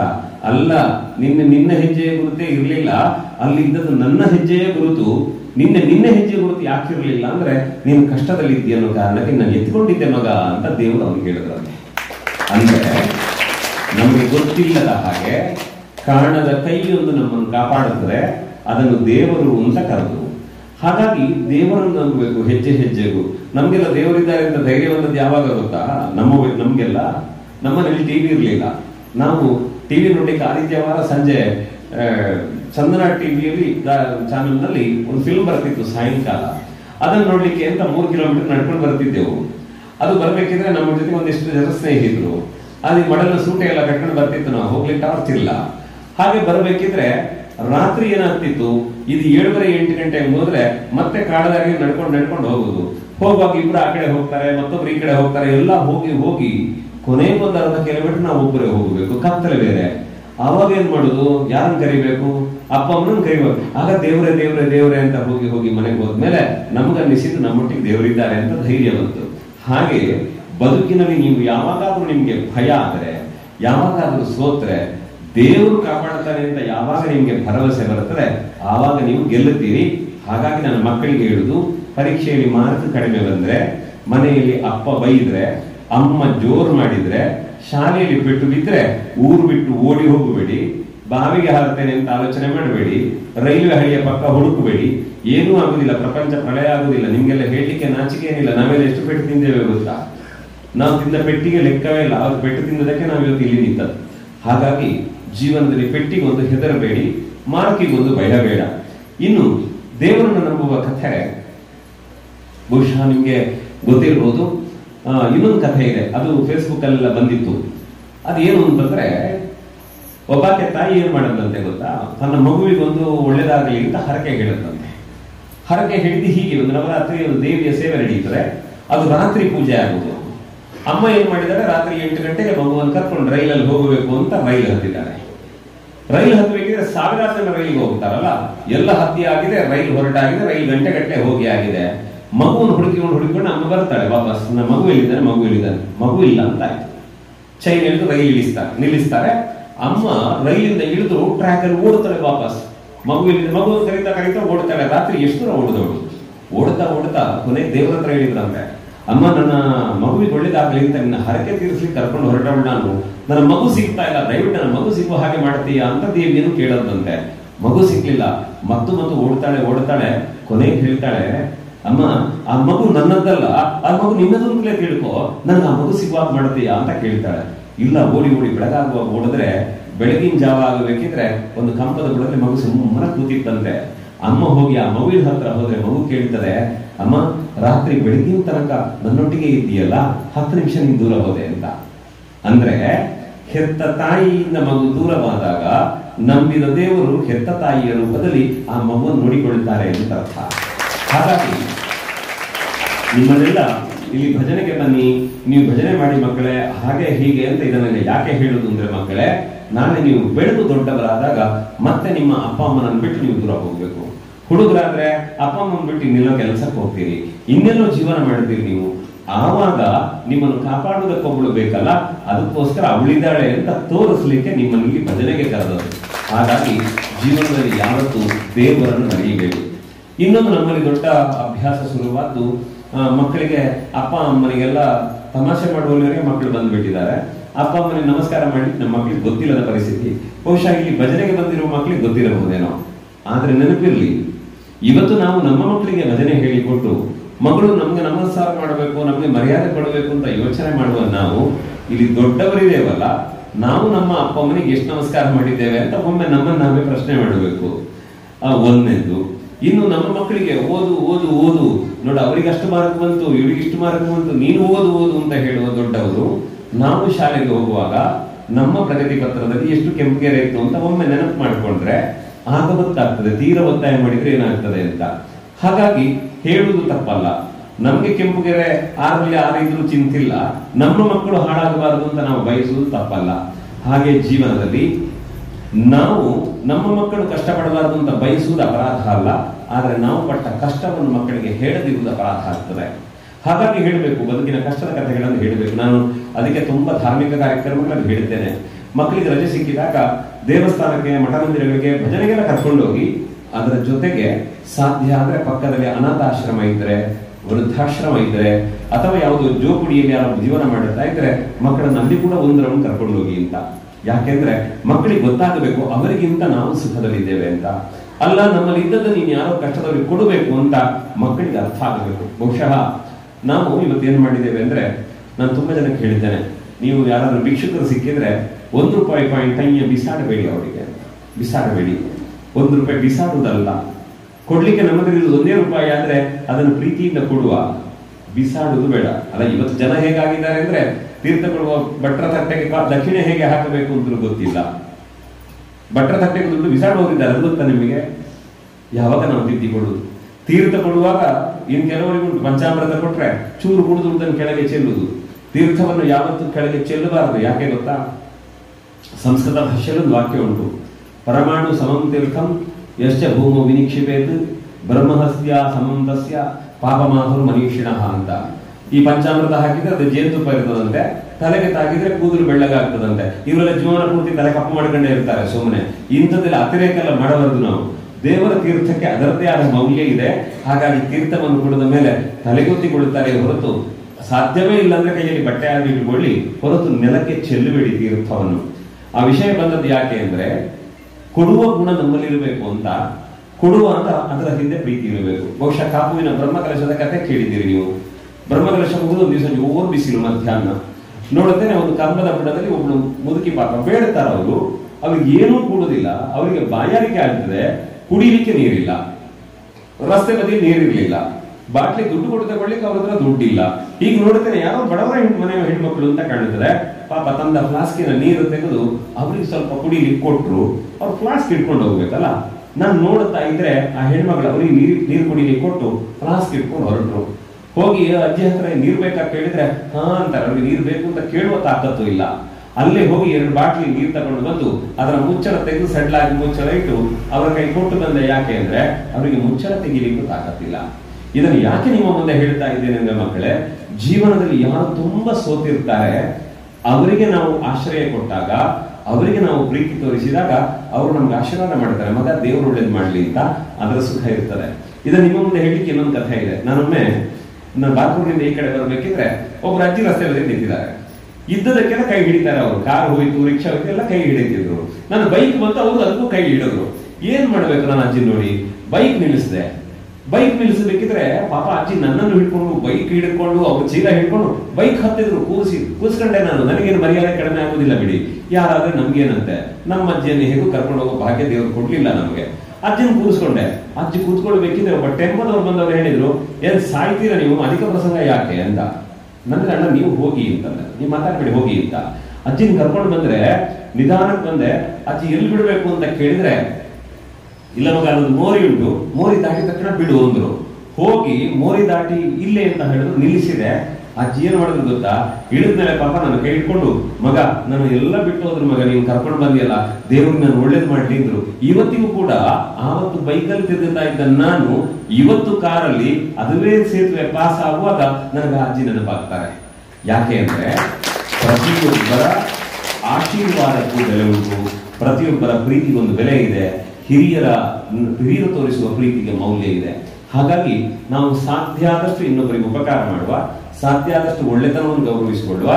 ಮತ್ತೆ ಇಲ್ಲಿ ಶಾಲೆಗೆ ಹೋಗುವ ಮಕ್ಕಳಿಗೆ ಒಂದು ನಾನು ಹೇಳುದು, ಮಕ್ಕಳೇ, ಯಾವತ್ತೂ ಕೂಡ ನಿಮ್ಮ ಶಾಲೆಯಲ್ಲಿ ಯಾರಾದ್ರೂ ಪಕ್ಕನೆ ಬಂದು ನೀನು ತಲೆಗೆ ಹೂ ಇಡಬೇಡ ಅಂತ ಹೇಳಿದ್ರೆ, ಕಾಲಿನ ಗೆಜ್ಜೆ ಹಾಕಬೇಡ ಅಂತ ಹೇಳಿದ್ರೆ, ಅಥವಾ ಮೂಗುತಿ ಎಲ್ಲ ಚಂದ ಕಾಣುವುದಿಲ್ಲ ಅಂತ ಹೇಳಿದ್ರೆ, ನೀವು ಅವರಿಗೆ ಹೇಳಿ ಅದು ನಮ್ಮ ಅಪ್ಪ ಅಮ್ಮ ಹಾಕಿದ್ದು, ಅದು ಏನ್ ಮಾಡ್ಬೇಕು ಅವ್ರು ಮಾಡ್ತಾರೆ ಅಂತ ಹೇಳಿ. ನೀವು ಅವ್ರು ಹೇಳ್ತಾರೆ ಅಂತ ನೀವು ತೆಗಿಲಿಕ್ಕೆ ಹೋಗಬೇಡಿ. ಇದ್ರೆ ಮನೆಗೆ ಬಂದು ವಿಷಯ ಮುಟ್ಟಿಸಿ. ಯಾಕೆ ಅಂದ್ರೆ ಪ್ರತಿಯೊಬ್ಬರಿಗೂ ಅವರದ್ದೇ ಆದಂತಹ ಧಾರ್ಮಿಕ ಆಚರಣೆಗಳುಂಟು, ಅವರದ್ದೇ ಆದ ಸಂಸ್ಕಾರ ಉಂಟು, ಅವರದ್ದೇ ಆದಂತಹ ಒಳ್ಳೆಯ ಉದ್ದೇಶ ಉಂಟು. ಗೊತ್ತಿರಲಿ, ಮಕ್ಕಳಿಗೆಲ್ಲ ಮುಗುದಿ ಚುಚ್ಚಿದಾರಲ್ಲ, ಕೆಲವು ಮಕ್ಕಳೆಲ್ಲ ಮುಗುದಿ ಚುಚ್ಚುದು ಬೇಡ ಅಂತ ಹೇಳು ಮಕ್ಕಳಿದ್ದಾರಂತೆ. ಮುಗುದಿ ಚುಚ್ಚುದು ಬೇಡ ಅಂತ ಹೇಳಬೇಡಿ ಮಕ್ಕಳೇ, ಮುಗುದಿ ಚುಚ್ಚಬೇಕು. ಯಾಕೆ ಅನ್ನೋದಕ್ಕೆ ವೈಜ್ಞಾನಿಕ ಕಾರಣಗಳು 10 ಉಂಟು. ಅದರ ಬಗ್ಗೆ ಇನ್ನೊಂದು ದಿವಸ ಮಾತಾಡುವ. ಆದ್ರೆ ಮುಗುದಿ ಚುಚ್ಚಬೇಕಿದ್ರೆ ಅಲ್ಲೆಲ್ಲ ರಸ್ತೆ ಬದಿಯಲ್ಲಿ ತಂದು ಯಾವುದೋ ಚುಚ್ಚುದಲ್ಲ. ಒಂದು ಮುಗುದಿ ಚುಚ್ಚಬೇಕಿದ್ರೆ ಅದನ್ನು ತಂದು ದೇವರ ಎದುರಿಟ್ಟು ನನ್ನ ಮಗುವಿನ ಬದುಕು ಬಂಗಾರ ಆಗಲಿ ಅಂತ ಮುಗುದಿ ಚುಚ್ಚುತ್ತಾರೆ. ನೀವು ಕೆಲವು ಪ್ರೀತಿ ಎಷ್ಟಿರ್ತದೆ ನಾವು ದೊಡ್ಡವರು ಅರ್ಥ ಮಾಡ್ಕೊಳ್ಬೇಕು. ಇಲ್ಲಿ ಹುಡುಗರು ತುಂಬಾ ಜನ ಇದ್ದೀರಿ, ಪ್ರೀತಿ ಹೇಗಿರ್ತದೆ ಅಂತ. ನಾನು ಕೋಟಾ ಹೈಸ್ಕೂಲಲ್ಲಿ ಮಾತನಾಡ್ಲಿಕ್ಕೆ ಹೋಗಿದ್ದೆ ಮಕ್ಕಳ ಜೊತೆ. ಮಾತಾಡಿ ಬಂದ್ಮೇಲೆ ಒಂದ್ ದಿವಸ ರಸ್ತೆ ಬದಿರೋ ಒಬ್ಬ ಹುಡುಗ ಇದ್ದ. ನಾನು ಹೋಗ್ಬೇಕಿದ್ರೆ ನನ್ನ ಬೈಕ್ ತಗೊಂಡೋದ. ಕೈ ಅಡ್ಡ ಹಿಡಿದ. ಖುಷಿ ಅನ್ನಿಸ್ ಕರ್ಕೊಂಡೆ. ಯಾಕಂದ್ರೆ ನಮ್ಗೆ ಆವಾಗ ನಾವು ಸಣ್ಣವ್ರು ಇರಬೇಕಿದ್ರೆ ಒಂದು ಬೈಕಲ್ಲಿ ಹೋಗೋದು ನಮ್ಗೆ ಟ್ರಾಕ್ಟರ್ ಮಾಡಿದ್ರೆ ದೊಡ್ಡ ವಿಷಯ ಅಂತ ಅನ್ನಿಸ್ತಾ ಇತ್ತು. ಕರ್ಕೊಂಡು ಹೋಗುದು ಬಿಡಿ. ಆಯ್ತು, ಅವ್ನು ಕರ್ಕೊಂಡು ಹೊರಟ್ರೆ ತುಂಬಾ ಚಾಲಾಕಿದ್ದಾನೆ ಹುಡುಗ, ಮಾತಾಡ್ತಾನೆ. ಹೆಸರೇನು ಅಂತ ಕೇಳಿದ. ಹೆಸರು ಹೇಳಿದ ತಕ್ಷಣ ಹೇಳಿದ್ದಾನೆ, ಸರ್ ನಮ್ಮ ಶಾಲೆಗೆ ಬಂದಿದ್ದೀರಂತೆ, ಅಮ್ಮ ಹೇಳ್ತಿದ್ರು ಅಂತ. ಹೌದು ಅಂತಂದೆ. ಕರ್ಕೊಂಡು ಹೋಗಿ ಯಾಕೆ ಇಲ್ಲಿ ನಿಂತಿದ್ಯಾ ಅಂದ್ರೆ, ನನಗೆ ಬಸ್ಸಲ್ಲಿ ಬರಬೇಕು ಸರ್, 2 ಕಿಲೋಮೀಟರ್ ನಡ್ಕೊಂಡು ಬಂದೆ, ಮತ್ತೆ ಈ ಬಸ್ಸಲ್ಲಿ ಹೋಗ್ಬೇಕು, ಹೋಗ್ಲಿಕ್ಕೆ ಬೇರೆ ದಾರಿ ಇಲ್ಲ. ಅಮ್ಮ ಏನ್ ಮಾಡ್ತಾರೆ, ಅಪ್ಪ ಏನ್ ಮಾಡ್ತಾರೆ ಅಂದ್ರೆ, ಅಮ್ಮ ಅಲ್ಲೊಂದು ಬಾಜಿಲ್ ಫ್ಯಾಕ್ಟ್ರಿ ಕೆಲ್ಸಕ್ಕೆ ಹೋಗ್ತಾರೆ, ಅಪ್ಪನಿಗೆ ಹೋಟೆಲ್ ಕೆಲ್ಸಕ್ಕೆ ಹೋಗ್ತಿದ್ ಕೆಲಸ ಇಲ್ಲ, ಮನೇಲಿ ಇದ್ದಾರೆ ಅಂತಂದ. ಎಲ್ಲ ಆಯ್ತು. ಮಾತಾಡಿ ಆದ್ಮೇಲೆ ಇಳಿದ ತಕ್ಷಣ ಹೇಳ್ದ, ಸರ್ ಒಮ್ಮೆ ಹೆಲ್ಮೆಟ್ ತೆಗಿತೀರಾ? ಯಾಕೆ, ಮುಖ ನೋಡ್ಬೇಕು ಅಂತ. ಹೆಲ್ಮೆಟ್ ತೆಗೆದು ಮಾತಾಡಿ ಹೊರಡಬೇಕಿದ್ರೆ ಹುಡುಗ ಪಾಪ ಅನ್ನಿಸ್ತು. ನನ್ನ ಹತ್ರ ದುಡ್ಡು ಬ್ಯಾಗ್ ಇಟ್ಕೊಂಡು ಹೋಗಿರ್ಲಿಲ್ಲ ಅನ್ನೋ ಕಾರಣಕ್ಕೆ ಇದ್ದದ್ದು 400 ರೂಪಾಯಿ ಮುದ್ದೆ ಮಾಡಿ ಕೊಟ್ಟೆ ಅವನಿಗೆ. ಬೇಡ ಬೇಡ ಬೇಡ ಅಂದ. ಇಲ್ಲ ತಗೋ ಬಸ್ಸಿಗೆ ಅಂತ ಕೊಟ್ಟೆ. ಹಿಡ್ಕೊಂಡೋದವನು ಒಂದು 2 ತಿಂಗಳಾದ್ಮೇಲೆ ನನ್ನ ಫೋನ್ ನಂಬರ್ ತಗೊಂಡಿದ್ದ ಅವನು. ನನಗೊಂದು ಫೋನ್ ಮಾಡಿದ, ಸರ್ ನನಗೊಂದು 2,000 ರೂಪಾಯಿ ದುಡ್ಡು ಕೊಡ್ತೀರಾ ಸರ್, ನಾನೊಂದು ಸೆಕೆಂಡ್ ಹ್ಯಾಂಡ್ ಸೈಕಲ್ ತಗೊಳ್ಬೇಕು ಅಂತಿದ್ದೇನೆ, ರಜೆಗೆ ಕೆಲಸ ಮಾಡಿ ವಾಪಸ್ ಕೊಡ್ತೇನೆ ಅಂತ. ಆಯ್ತು ನೋಡೋಣ ಅಂತಂದ್ರೆ ಸ್ವಲ್ಪ ದಿವಸ ಬಿಟ್ಟು ಒಂದು ಸ್ಕ್ಯಾನರ್ ಕಳಿಸಿದ. ಸರ್ ಇದು ಸೈಕಲ್ ಮಾರುವ ಸ್ಕ್ಯಾನರ್ ಸರ್, ಅದಕ್ಕೆ ನೀವು ದುಡ್ಡು ಹಾಕಿ ನಾನು ಸೈಕಲ್ ತಗೊಳ್ತೇನೆ, ದುಡ್ಡು ಕೊಡ್ತೇನೆ ಅಂತ. ಆಯ್ತು ನೋಡುವ ಅಂತ ಸುಮ್ಮನಿದ್ದೆ. ಸ್ವಲ್ಪ ದಿವಸ ಬಿಟ್ಟು ಸೈಕಲ್ ನ ಫೋಟೋ ಕಳಿಸಿ, ಸರ್ ಇದೇ ಸೈಕಲ್ ನಾನು ತಗೊಳ್ಳೋದು ಅಂತ. ಅಂದ್ರೆ ಅವ ಅಂದಿದ್ದಾನೆ, ಅವನನ್ನ ನಂಬ್ತಾ ಇಲ್ಲ ಅಂತ ಅಂದ್ಕೊಂಡಿದ್ದಾನ ಅವನು. ಇಷ್ಟೆಲ್ಲ ಆದ್ಮೇಲೆ ಬೇಡ ಅಂತ ಅನ್ನಿಸ್ತು ಅವನಿಗೆ. ಆಮೇಲೆ ನಮ್ಮ ಸ್ನೇಹಿತರೊಬ್ರು ಇದ್ರು ಪೂನಾದಲ್ಲಿ, ಸಂತೋಷ್ ಶೆಟ್ಟಿ ಅಂತ. ಅವ್ರಿಗೆ ಫೋನ್ ಮಾಡಿ ಹೇಳಿದೆ ಹೀಗೆ ಕಥೆ ಅಂತ. ಅವ್ರು ಊರಿಗೆ ಬಂದವರು, ಕಾಪುವಿನ ಬ್ರಹ್ಮಕಲಶಕ್ಕೆ ಬಂದವರು ಹುಡುಗರನ್ನು ಕರೀತಾರೆ. 15,000 ರೂಪಾಯಿ ಸೈಕಲ್ ತೆಗೆದುಕೊಡ್ತಾರೆ. ಸೈಕಲ್ ತೆಗೆದುಕೊಟ್ಟು ಜಾಗ್ರತೆ ಅಂತ, ಬಾ ಊಟ ಮಾಡಿ ಹೋಗು ಅಂತಂದ್ರೆ, ಇಲ್ಲ ಸರ್ ನಾನು ಕೃಷ್ಣಮಠಕ್ಕೆ ಹೋಗ್ತೇನೆ ಅನ್ನಂತೆ. ಯಾಕಂದ್ರೆ ಹುಡುಗನ ಹತ್ರ ಊಟ ಮಾಡಿ ದುಡ್ಡಿಲ್ಲ. ಕೃಷ್ಣಮಠ ಧರ್ಮಕ್ಕೆ ಊಟ ಸಿಗ್ತಾರೆ. ಅವ್ರು ಕರೆದು ವುಡ್ಲ್ಯಾಂಡ್ಸ್ ಹೋಟೆಲ್ ಊಟ ಮಾಡಿಸಿ ಒಂದು ಸ್ವೀಟ್ ಬಾಕ್ಸ್ ಕೊಟ್ಟು ಹೇಳ್ತಾರೆ, ಹೋಗು ಮಗ ಇದು ಅಮ್ಮನಿಗೆ ಕೊಡು, ಖುಷಿಯಲ್ಲಿರಿ ಅಂತ ಹೇಳ್ತಾರೆ. ಮನೆಗೆ ಹೋದವನು. ಮನೆಗೆ ಹೋದ್ಮೇಲೆ ಏನಾಯ್ತು, ಸೈಕಲ್ ತಗೊಂಡು ಎಲ್ಲ ಆಯ್ತು. ಮೇ ತಿಂಗಳಲ್ಲಿ ನನಗೆ ಮೆಸೇಜ್ ಆಗ್ತಾನೆ, ಸರ್ ಕಾಲೇಜ್ ರಜೆ ಇದೆ, ನಾನೇನೋ ಬಿಸ್ನೆಸ್ ಮಾಡ್ಬೇಕು ಅಂತ ಯೋಚನೆ ಮಾಡಿದ್ದೇನೆ, ಕಲ್ಲಂಗಡಿಯನ್ನು ವ್ಯಾಪಾರ ಮಾಡ್ತಾರೆ ಸರ್, ಕೆಜಿ 30 ರೂಪಾಯಿ, ಯಾರಿಗಾದ್ರೂ ಬೇಕಾದ್ರೆ ಹೇಳಿ, ನಿಮ್ಗಂತೂ ನಾನು ಫ್ರೀ ಕೊಡ್ತೇನೆ, ನನ್ ಬನ್ನಿ ಅಂತ ಕರೆದ. ಖುಷಿ ಅನ್ನಿಸ್ತು ಹುಡುಗ. ಯಾರಿಗೋ ಇದ್ದವರಿಗೆಲ್ಲ ಹೇಳಿದೆ. ಸ್ವಲ್ಪ ಸಮಯ ಹೋದ್ಮೇಲೆ ಅವರದ್ದೇ ಶಾಲೆಗೆ ಹೋಗಿ ನಾನು ಮಾತನಾಡಬೇಕಿದ್ರೆ ಅವನ ಪ್ರಿನ್ಸಿಪಾಲ್ ಹೇಳ್ತಾರೆ, ಸರ್ ಹುಡುಗ ನಮ್ಮಲ್ಲಿ ಬಂದಿದ್ದ ಒಂದ್ಸಲ ಔಷಧ ಕೇಂದ್ರ ತಂಡ 1,400 ರೂಪಾಯಿ ಕಳೆದೋಗಿತ್ತಂತೆ, ನನಗೆ ದುಡ್ಡು ಕೊಡಿ ಅಂತ ಕೇಳಿದ. 1,600 ರೂಪಾಯಿ ಕೊಟ್ಟೆ ಅವನಿಗೆ. ಯಾವಾಗ ಕೊಡ್ತಿ ಅಂತ ನಾನು ಕೇಳಿರ್ಲಿಲ್ಲ, ಆದ್ರೆ 6 ತಿಂಗಳು ಬಿಟ್ಟು ಆ ಹುಡುಗ ವಾಪಸ್ ತಂದು ಕೊಟ್ಟ ಅಂತಂದ್ರು. ಇಷ್ಟ ಆದ್ಮೇಲೆ ಅದೇ ಕಾರ್ಯಕ್ರಮ ದಿವಸ ಹುಡುಗ ಎಲ್ಲಿದ್ದಾನೆ ಅಂತ ಹುಡುಕಿದ್ರೆ ನಮ್ಮ ಬ್ರಹ್ಮಾವರದಲ್ಲಿ ಹಲಸು ಮೇಳ ಆಗ್ತಾ ಇತ್ತು. ಇವ ಅವನ ಪಕ್ಕದ ಮನೆಯದ್ದೆಲ್ಲ ಹಲಸಿನ ಮರ ಕಾಂಟ್ರಾಕ್ಟ್ ವಹಿಸಿಕೊಂಡು ಹಲಸಿನ ಮೇಳದಲ್ಲಿ ಹಲಸಿನ ವ್ಯಾಪಾರ ಮಾಡ್ತಾ ಇದ್ದ.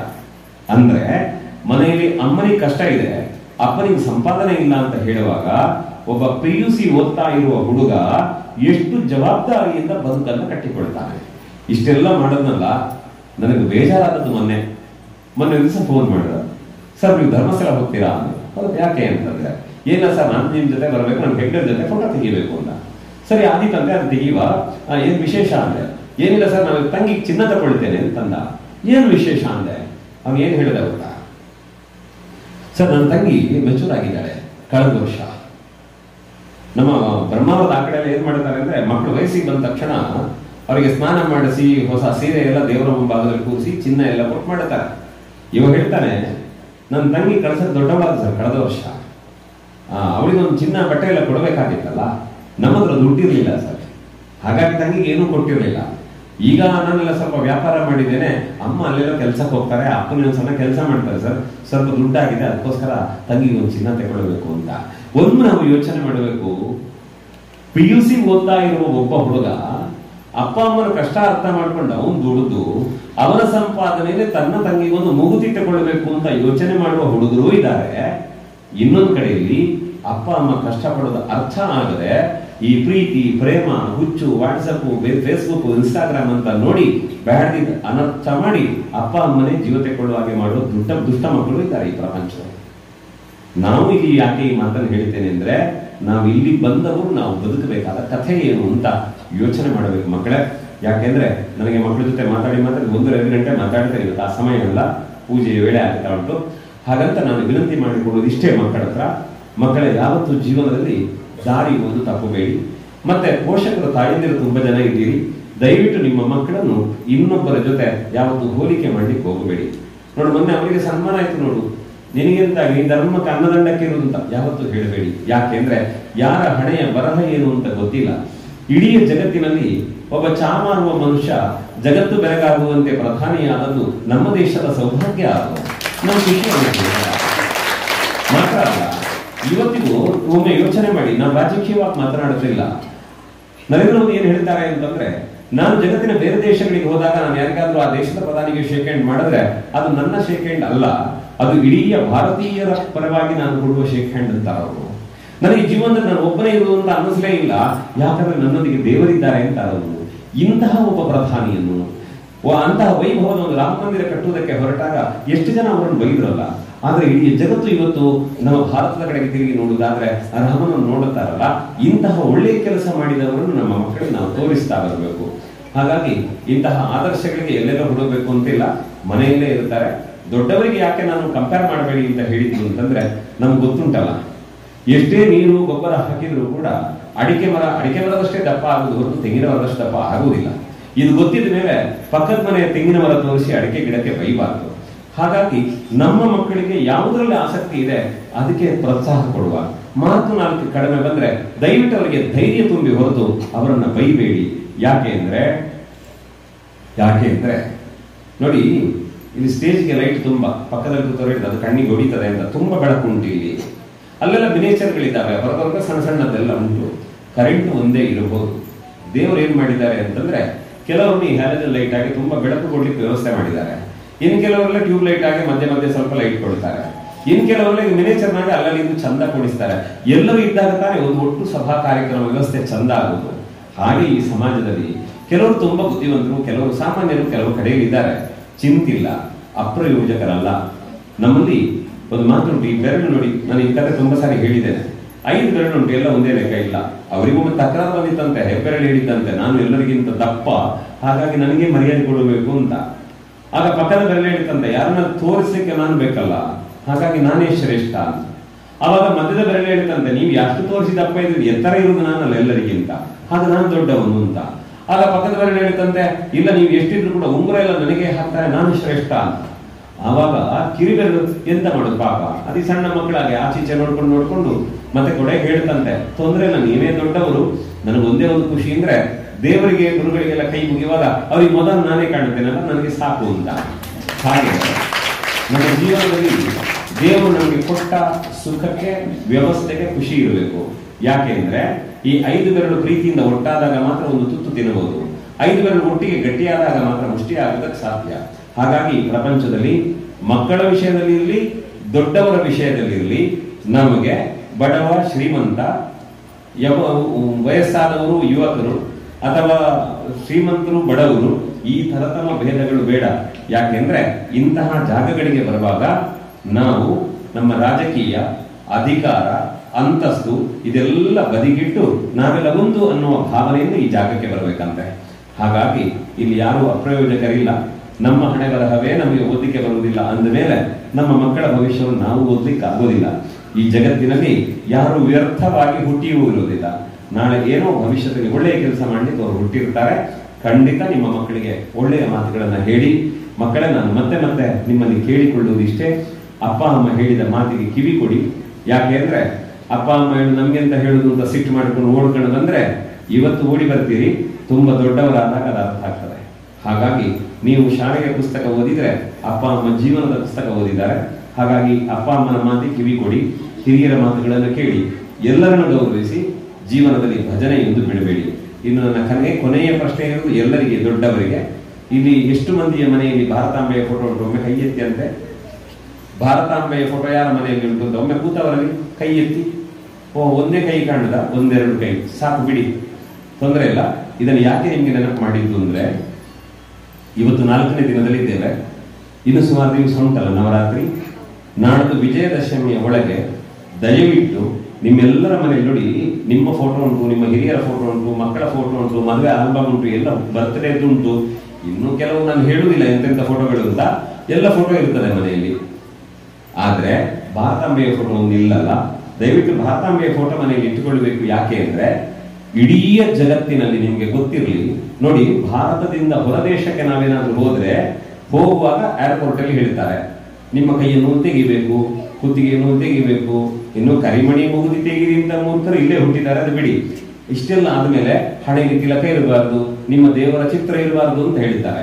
ಆದ್ರೆ ಜಗತ್ತಿನ ಬೇರೆ ಎಲ್ಲ ಕಡೆಯಿಂದ ಭಾರತಕ್ಕೆ ಯಾರು ಬರುವಾಗಲೂ ನಾವು ಅದನ್ನು ಅವರಿಗೆ ಹೇಳಲೇ ಇಲ್ಲ. ನೀವು ನಿಮ್ಮ ಇಚ್ಛಾನುಸಾರ ಬನ್ನಿ, ಇನ್ನೊಬ್ಬರಿಗೆ ತೊಂದರೆಯಾಗದಂತೆ ನೀವು ಬದುಕುವುದಾದ್ರೆ ನಿಮ್ಗೆ ಸ್ವಾಗತ ಉಂಟು ಅಂತ ಹೇಳಿದ ಜಗತ್ತಿನ ಏಕೈಕ ರಾಷ್ಟ್ರ ಭಾರತ. ಇನ್ನು ಗೊತ್ತಿರಲಿ, ಇನ್ನೊಂದು ಮುಖ್ಯ ವಿಷಯ ಏನು ಅಂದ್ರೆ, ಭಾರತ ಅನ್ನುವ ಶಬ್ದಕ್ಕೆ ಚಂದದ ಅರ್ಥ ಇದೆ, ಜ್ಞಾನದ ಬೆಳಕಿನಿಂದ ಬೆಳಗುವ, ಎಲ್ಲರಲ್ಲೂ ಸಂತೋಷವನ್ನೇ ಕೊಡುವ, ಪುಣ್ಯ ನದಿಗಳಿಗೆ ಜನ್ಮ ಕೊಡುವ ತಾಣ ಎನ್ನುವ ಅರ್ಥದಲ್ಲಿ ಭಾರತ ಅಂತ 3 ಅಕ್ಷರಗಳನ್ನ ಹೇಳಿದ್ರಂತೆ. ಭಾ ಅಂದ್ರೆ ಭಾತಿ ಸರ್ವೇಶು ವೇದೇಶು, ರ ಅಂದ್ರೆ ರತಿ ಸರ್ವೇಶು ಜಂತುಷು, ತ ಅಂದ್ರೆ ಕರಣಂ ಸರ್ವತೀರ್ಥಾನಂ ತೇನ ಭಾರತ ಮುಚ್ಚತೆ ಅಂತ ಕವಿ ಕುವೆಂಪು ಬಹಳ ಚಂದದಲ್ಲಿ ಹೇಳ್ತಾರೆ. ಭಾರತಾಂಬೆಯ ಜನಿಸಿ ನಿನ್ನೊಡು ಧನ್ಯನಾದಿರು ದೇವಿಯೇ, ನಿನ್ನ ಪ್ರೇಮದಿ ಬೆಳೆದು ಜೀವವು ಮಾನ್ಯವಾದುದು ತಾಯಿಯೇ ಅಂತ ಹೇಳ್ತಾ, ನಿನ್ನ ಅಂಕದ ಮಂಗಳಾಂಗಣದಲ್ಲಿ ನಡೆಯುತ್ತ ಮೆರೆದೇನು ಅಂದರು. ಅಂದ್ರೆ ನಾವು ಓಡಾಡುವುದು ಕಲ್ಲುಮಣ್ಣಿನ ನಡುವೆ ಅಲ್ಲ, ಭಾರತಾಂಬೆಯ ಮಡಿಲಲ್ಲಿ ಅವಳ ಮಕ್ಕಳಾದ ನಾವು ಕುಣಿತೇವೆ ಅಂತ ಅವರು ಹೇಳ್ತಾರೆ. ಕೊನೆಗೊಂದು ಮಾತು ಹೇಳ್ತಾರೆ, ಇದು ನಮ್ಗೆಲ್ರಿಗೂ ಗೊತ್ತಿರಬೇಕಾದ್ದು, ಕುಂದು ಕೊರತೆಗಳಿಗವು ನಿನ್ನೊಳು ಆದರುಲಿಯು ಅನ್ಯರ. ಆವತ್ತು ನಮ್ಮ ದೇಶವನ್ನು ಭಿಕ್ಷುಕರ ದೇಶ ಅಂತ ಕರೆದ್ರು, ಹಾವಾಡಿ ಪ್ರದೇಶ ಅಂತ ಕರೆದ್ರು, ಕರೀಲಿ. ಬಡತನ ಎಷ್ಟೇ ಇದ್ರೂ ಕೂಡ ನಮ್ಮ ತಾಯಿಯೇ ನಮಗೆ ದೇವರು. ಜಗತ್ತಿನಲ್ಲಿ ಯಾವುದನ್ನಾದ್ರೂ ಬದಲಿಗೆ ತರಬಹುದು, ಅಪ್ಪ ಅಮ್ಮನನ್ನು ಬದಲಿಗೆ ತರಲಿಕ್ಕೆ ಆಗುವುದಿಲ್ಲ. ಮತ್ತೆ ಈ ಜಗತ್ತಿನಲ್ಲಿ ಭಾರತವನ್ನು ಹೊಗಳಿದವರು ಇರುವುದು, ಭಾರತಕ್ಕೆ ಅನ್ಯಾಯ ಮಾಡಿದವರಾದರೂ ಕೂಡ ಅವರು ಸೋತು ಹೋಗಿ ಸಾಯ್ತಾರೆ ಅಂತ ಗೊತ್ತಾದಾಗ ಏನೂ ಭಯ ಪಡಬೇಡಿ, ನಿಮಗೆ ನಾವಿದ್ದೇವೆ ಅಂತ ಶತ್ರುಗಳನ್ನು ಕೂಡ ಕರೆದು ಅವರಿಗೆ ಬದುಕು ಕೊಟ್ಟ ಜಗತ್ತಿನ ಏಕೈಕ ದೇಶ ಇದ್ರೆ ಅದು ಭಾರತ ಮಾತ್ರ. ಆದ್ದರಿಂದ ಅಂತಹ ಪುಣ್ಯ ಭಾರತದಲ್ಲಿ ನಾವು ಬದುಕ್ತಾ ಇದ್ದೇವೆ. ಇವತ್ತೆಲ್ಲ ಮಕ್ಕಳಿಗೆ ಚಪ್ಪಾಳೆ ಹಾಕೋರು ನೋಡಿದ್ರೆ ನಮ್ಮೂರಿನ ಮಕ್ಕಳು ಅಂತ ಹೇಳಬಹುದು. ಆ ಮಕ್ಕಳ ಹಣೆ ಬರಹ ಗೊತ್ತಿಲ್ಲ, ದೇವರು ಯಾವ ಜಾಗಕ್ಕೆ ಎತ್ತರಕ್ಕೆ ತಗೊಂಡೋಗಿ ನಿಲ್ಲಿಸ್ತಾರೆ ಅಂತ. ಆದ್ರಿಂದ ಈ ಮಕ್ಕಳು ಕೇವಲ ನಿಮ್ಮ ಮನೆಯ ಮಕ್ಕಳಲ್ಲ, ಭವ್ಯ ಭಾರತದ ಪ್ರಜೆಗಳು, ನಮ್ಮ ಭಾರತ ದೇಶದ ಆಸ್ತಿಗಳು. ಹಾಗಾಗಿ ದಯವಿಟ್ಟು ಮನೆಯಲ್ಲಿ ದೇವರ ಕೋಣೆಯಲ್ಲಿ ಒಂದು ಭಾರತಾಂಬೆಯ ಫೋಟೋ ಇಡಿ. ದಿನ ಬೆಳಗಾದ್ರೆ ಮಕ್ಕಳಿಗೆ ಆ ಫೋಟೋ ತೋರಿಸಿ ಅವಳಿಗೆ ಒಂದು ಹೂವಿಟ್ಟು ಕೈ ಮುಗಿದು, ಅಮ್ಮ ಇಂತಹ ಒಳ್ಳೆಯ ಬದುಕನ್ನು ಈ ಜಗತ್ತಿನಲ್ಲಿ ನಮಗೆ ಕೊಟ್ಟದಕ್ಕೆ ಧನ್ಯವಾದ ಅಂತ ಭಾರತಾಂಬೆಗೆ ಹೇಳಬೇಕು. ಹಾಗಾಗಿ ಈ ಬಾರಿಯ ನವರಾತ್ರಿಯ ನೆನಪಿಗೋಸ್ಕರ ನಿಮ್ಮ ಮನೆಯಲ್ಲಿ ದಯವಿಟ್ಟು ಭಾರತಾಂಬೆಯ ಫೋಟೋ ಇಡಿ. ಇವತ್ತು ನೀವು ಮನೆಯಲ್ಲಿ ಭಾರತಾಂಬೆಯ ಫೋಟೋ ಇಟ್ಟು ಅವಳನ್ನು ಗೌರವಿಸುವುದಕ್ಕೆ ಹೊರಟ್ರೆ ನಾಳೆ ನಿಮ್ಮ ಮನೆಯ ಮಕ್ಕಳನ್ನು ಇಡೀ ಭಾರತ ಗೌರವಿಸ್ತದೆ. ಹಾಗಾಗಿ ಆವಾಗ ನಿಮ್ಮ ಹುಡುಗರಲ್ಲಿ ಕಡಾರಿಯವನು ಇದೆಲ್ಲ ಪ್ರಶ್ನೆಯೇ ಬರುವುದಿಲ್ಲ. ಯಾಕಂದ್ರೆ ಸಿಂಧೂರ ಗಲಾಟೆ ಆದಾಗ ನಮ್ಮ ದೇಶದ ಹೆಣ್ಣುಮಕ್ಕಳ ಹಣೆಯ ಕುಂಕುಮ ಒಲಿಸಿದ್ದಕ್ಕೆ ಶತ್ರು ದೇಶದ ಅವರನ್ನೆಲ್ಲ ಕೊಂದಾಗ ಆ ಸೈನಿಕ ಯಾವ ಜಾತಿಯವಂತ ಯಾರೂ ಕೇಳಲಿಲ್ಲ, ಭಾರತದ ಸೈನಿಕ ಅಂತ ಕರೆದ್ರು. ಹಾಗೆ ನಾಳೆ ನಮ್ಮ ಮಕ್ಕಳು ಕಡಾರಿಯವರು ಆ ಜಾತಿಯವರು ಈ ಜಾತಿಯವರು ಪ್ರಶ್ನೆ ಅಲ್ಲ, ನಮ್ಮ ಮಕ್ಕಳು ಭವ್ಯ ಭಾರತದ ಆಸ್ತಿಗಳಾಗಿ ಬೆಳಗಬೇಕು, ಭಾರತಕ್ಕೆ ಗೌರವ ತರುವಂತಹ ಆಸ್ತಿಗಳಾಗಿ ಬೆಳಗಬೇಕು. ಹಾಗಾಗಿ ಆ ಮಕ್ಕಳಿಗೆ ಒಳ್ಳೆದಾಗಲಿ ಅಂತ ಪ್ರಾರ್ಥಿಸೋಣ. ಮಕ್ಕಳ ಮೂಲಕ ನಮ್ಮ ಒಳ್ಳೆದಾಗಲಿ, ನಮ್ಮ ಮೂಲಕ ಮಕ್ಕಳಿಗೆ ಒಳ್ಳೆದಾಗಲಿ, ನಮ್ಮೆಲ್ಲರ ಮೂಲಕ ನಮ್ಮ ಊರಿಗೆ ದೇಶಕ್ಕೆ ಒಳ್ಳೆದಾಗಲಿ ಅಂತ ಪ್ರಾರ್ಥಿಸ್ತಾ ನವರಾತ್ರಿಯನ್ನು ಆಚರಿಸೋಣ. ಎಲ್ಲರಿಗೂ ಭಗವತಿ ಒಳ್ಳೆಯದಾಗಲಿ.